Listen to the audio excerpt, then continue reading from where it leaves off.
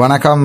நான் டாக்டர் ராமநாதன் அர்ச்சுனா. இன்றைய 2026ஆம் ஆண்டு ஆகஸ்ட் மாதம் 17ஆம் தேதி 16 அல்லது 17 நெடு டைம் கன்ஃபியூஸ் ஆகுது, 16ன்னு நினைக்கிறேன்.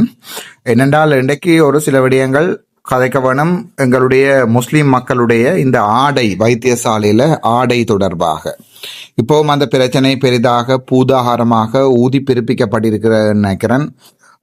நான் நினைச்சேன் எங்களுடைய பாராளுமன்ற உறுப்பினரும் அரசாங்க கட்சியினுடைய பிரதான மேளமாகிய முஸ்லீம் மக்களுடைய பிரதிநிதி ஒருவர் மட்டக்களப்பில் இருந்து, அவருடைய பேர் ஞாபகம் இல்லை, அவர் அண்மையில் தெரிவித்த இந்த கருத்துக்களை பார்த்தேன். இந்த விடயத்தை ஊர்தி பெருப்பிக்க வேண்டாம், இதை நான் சுகாதார அமைச்சருடன் கதைத்திருக்கிறேன், இது ஒரு சின்ன விடயம், இதை அரசியல்வாதிகள் வேணுமென்று ஊதி பெருப்பிக்கிறார்கள். கல்முனை வடக்கு ஆதார வைத்தியசாலையில் இப்போது பிரச்சனை எல்லாம் இல்லை, பிரச்சனை எல்லாம் முடிந்து விட்டது என்பதை சமூக ஊடகங்களில் நான் பார்த்துட்டு நான் நினைச்சேன், ஆகா சந்தோஷம், இந்த விடயம் இப்படியே நிப்பாட்டப்பட்டிருக்கிறது மக்களுக்கு, முஸ்லீம் மக்களுக்கும் தமிழ் மக்களுக்கும் இடையிலே வடக்கிலே எந்த பிரச்சனையும் இல்லை என்ற சந்தோஷத்தோடு நான் அந்த பதிவை பார்த்து விட்டு கடந்து போயிருந்தேன்.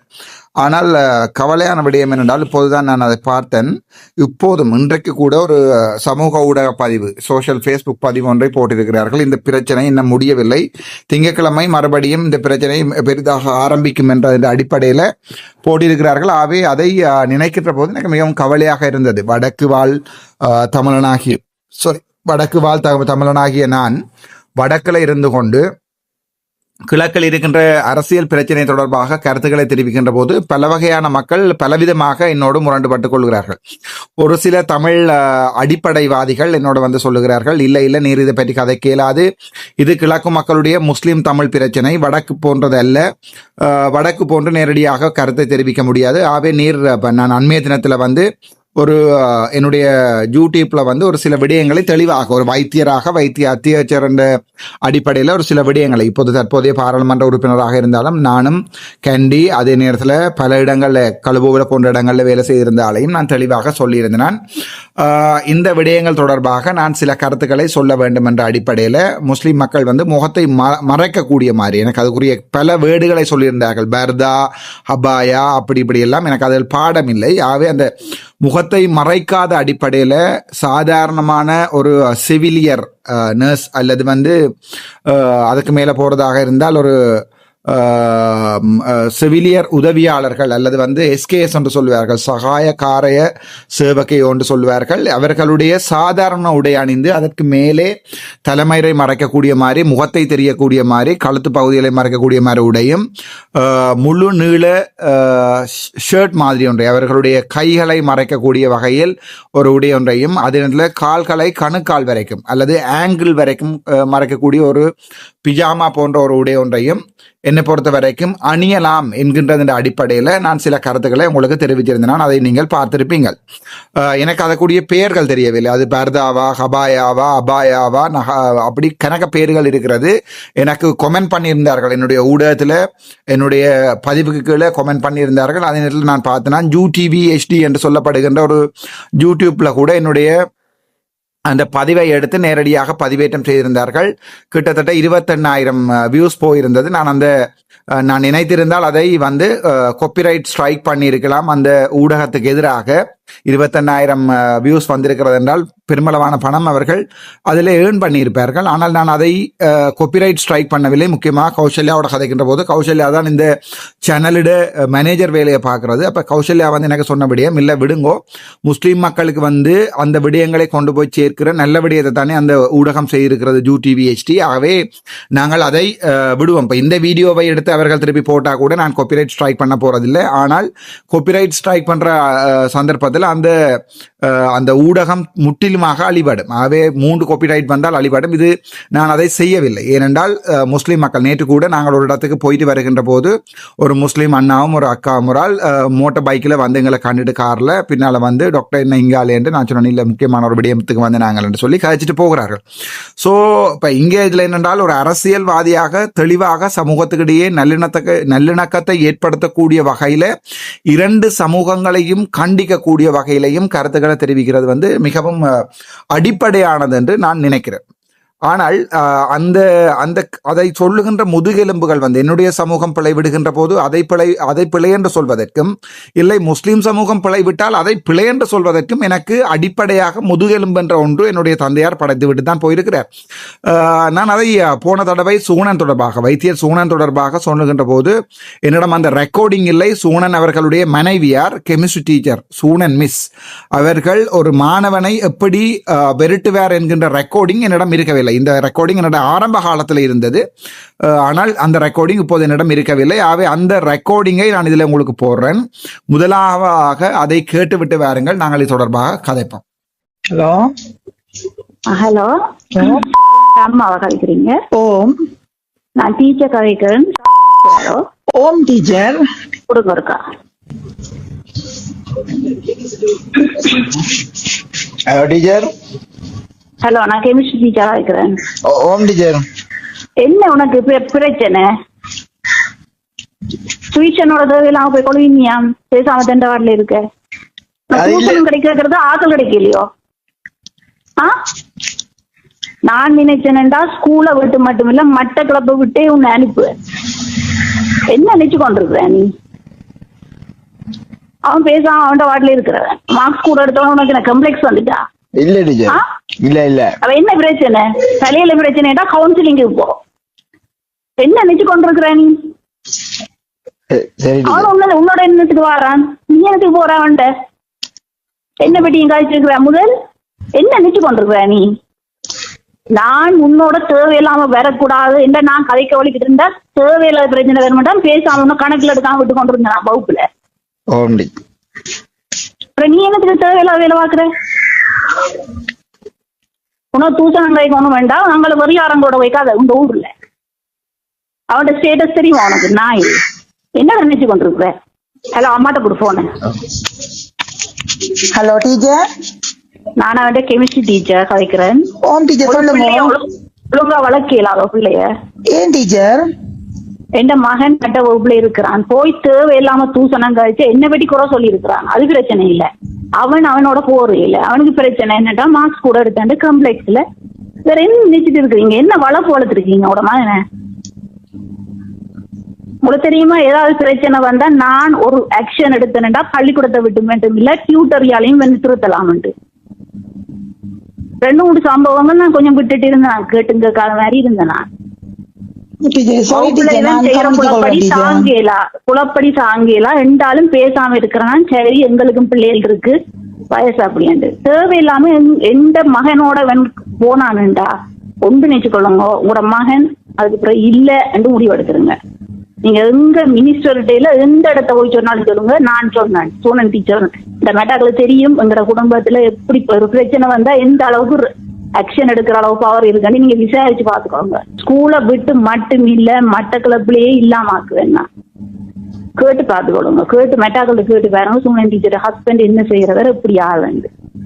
நான் இதை விட்டு அவைக்கு கொண்டு போகல. என்ன நெச்சு கொண்டு இருக்கிறாரு? அதை 2 கேளுங்க பாப்பான். அவன் தகப்பு இல்லாத நாங்களும் ஓரளவு விட்டு விட்டு கொடுக்க. அவன் என்ன நெச்சு கொண்டிருக்கிறான்? என்ன வளர்ப்பு வளர்த்துருக்கிறீங்க நீங்க?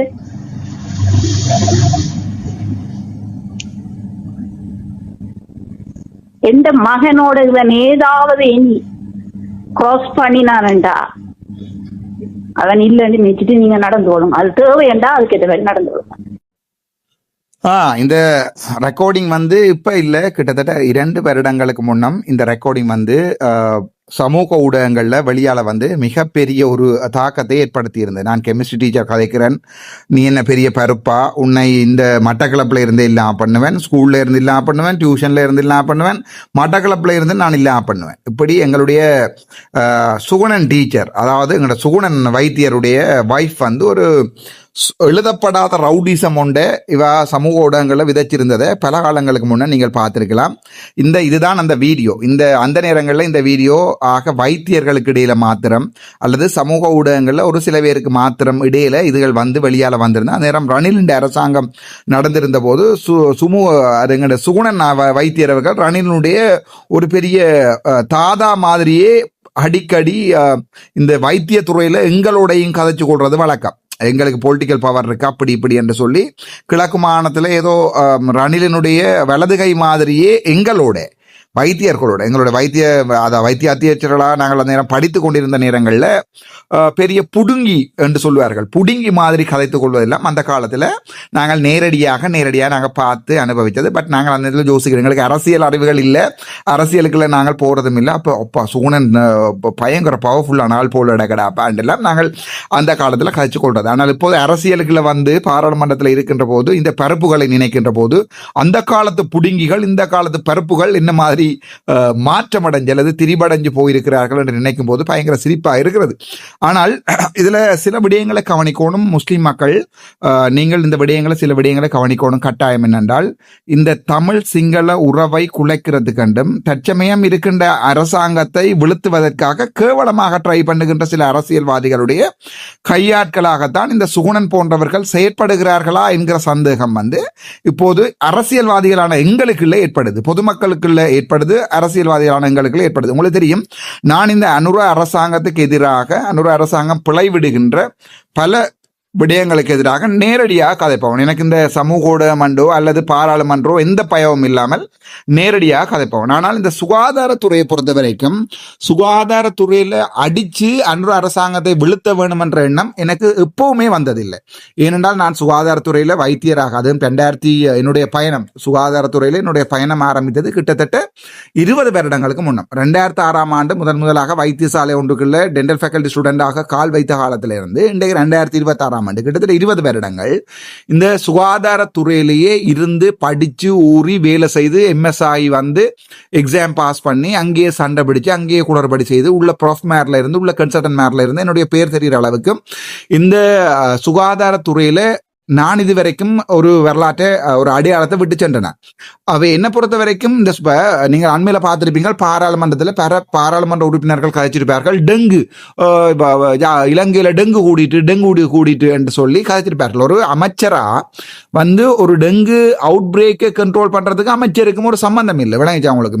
மேபி அதற்கு தேவையான வளங்களை கொடுக்காம விட்டால் அது பிழை. உதாரணத்துக்கு ஒரு பிஹெச்ஐ மேருக்குரிய பெட்ரோலுக்குரிய காசு கொடுக்காம விட்டா, அல்லது பிஹெச்ஐ மேர் வந்து ஒர்க் பண்ணக்கூடிய ஒரு ஒரு ஒரு சரியான வழிவகைகளை ஏற்படுத்தி கொடுக்காம விட்டு, அல்லது வந்து இந்த ப்ரிவென்டிவ் செக்டர் என்று சொல்லுவார்கள், இந்த பிஹெச்ஐயோ எம்ஓஹெச்ஓ இந்த ப்ரிவென்டிவ் செக்டருக்கு தேவையான வளங்களை சரியாக பகிர்ந்து கொடுக்காட்டி அது ஒரு சுகாதார அமைச்சருடைய பிழை.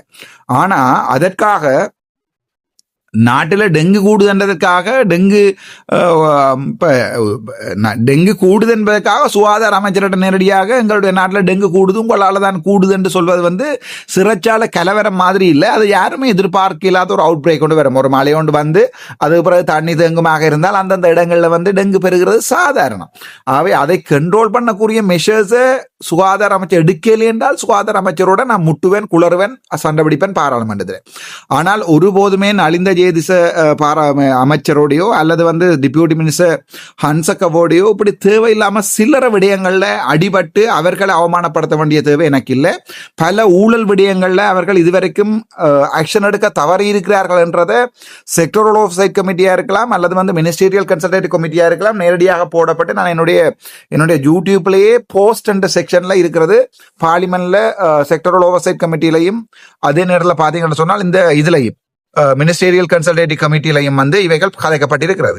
ஸோ இங்க இந்த விடயம் தொடர்பாக இந்த சுகாதார பணியாளர்களுடைய இந்த மேலதிக ஆடை அதுக்கு 2019 சர்க்குலர் இருக்கு.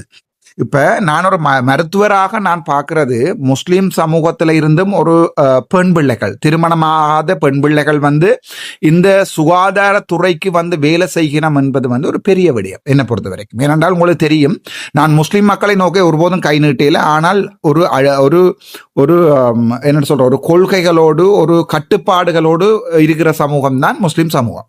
அந்த சமூகத்தில இருந்து வைத்தியர்களாக வாரது அல்லது வேலைக்கு போறது என்பது வந்து தற்சமயம் வந்து ஒரு பெரிய விடயம்.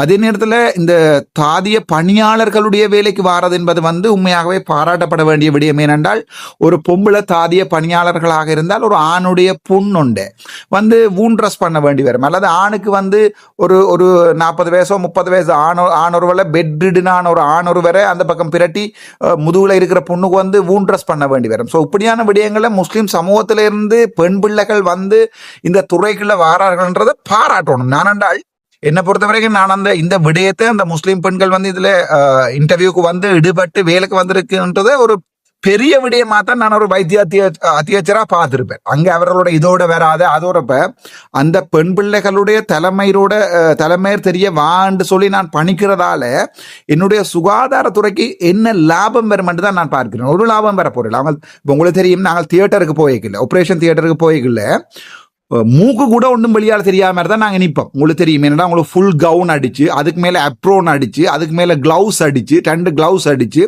தலைக்கு நாங்கள் திருப்பியும் ஒரு இதொன்று அடிச்சு, என்ன கெப் ஒன்று அடிச்சு, காலுக்கு சப்பாத்து போட்டு கெப் அடிச்சு, முகத்துக்கு மாஸ்க் போட்டு, சரிதானே, முகத்துக்கு மாஸ்க்கும் போட்டு, ஆக ஆப்ரேஷன் தியேட்டர்ல எங்க கண்ணுக்கு கூட கிளாஸ் அடிக்கிறாங்க.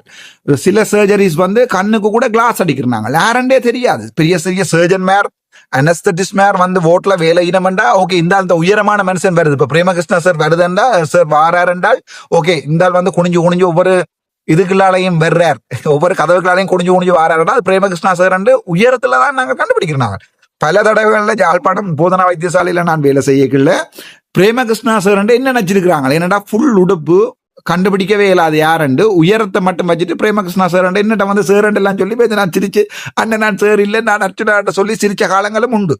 ஆகவே இந்த விடயத்தை நாங்கள் பார்க்கணும். என்னென்றால் ஒரு மருத்துவ தொழில வந்து வேலை செய்கிற பெண்கள் வந்து தங்களுடைய கலாச்சார உடைகளை அணிகிறதால நோயாளிகளுக்கு ஏதாவது பாதிப்பு வருமானு மட்டும்தான் நான் பார்ப்பேன்.